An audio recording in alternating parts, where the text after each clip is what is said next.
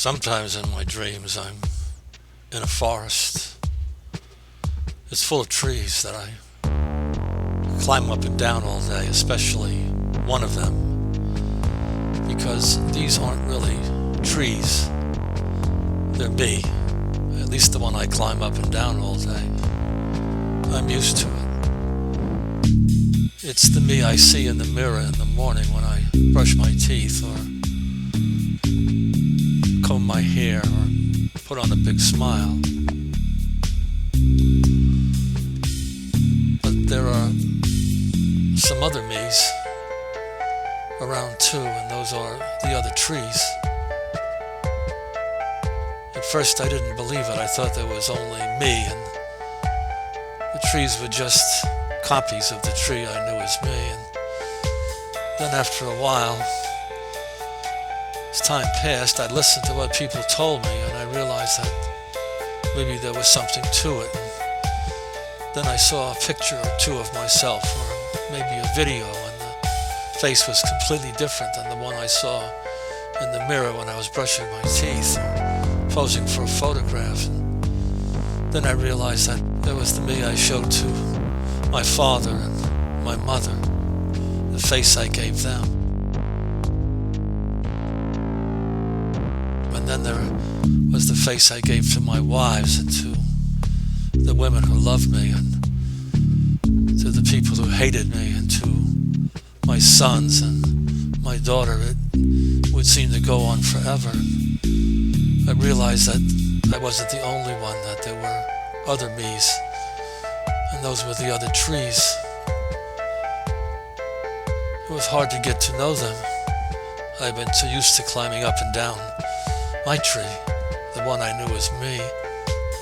But after a while I learned some tricks. People told me that if I looked at a tree real hard, that would say the face I showed my father when I was 17, that I'd see something, and if I were to drill it hard enough, I'd get a kind of liquid out, and I could tell something about that face. And so I drilled as though I was drilling a rubber tree or a maple tree, and out came a liquid, and it smelled like urine or honey or alcohol. It just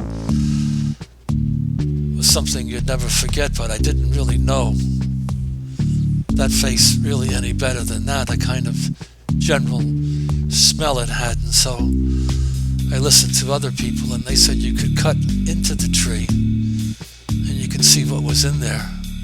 You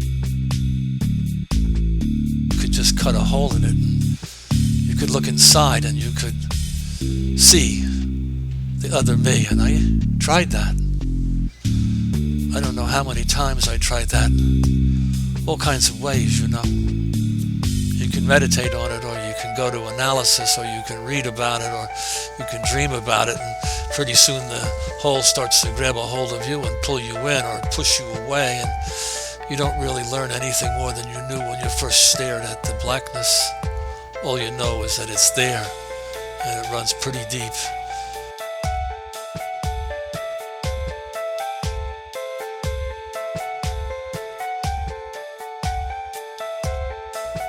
Every once in a while I'd decide I had enough of a certain tree, and I'd simply cut it down.